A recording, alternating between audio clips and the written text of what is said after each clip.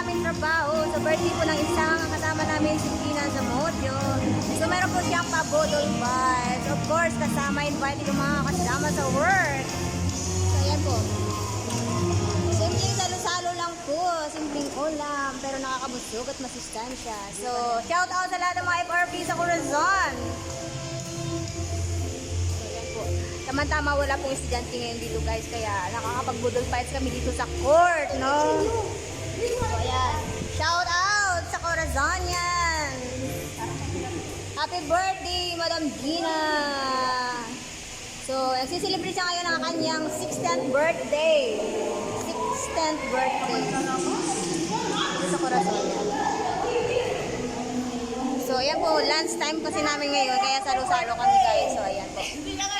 So, ayan. So, that's all for today's ganap.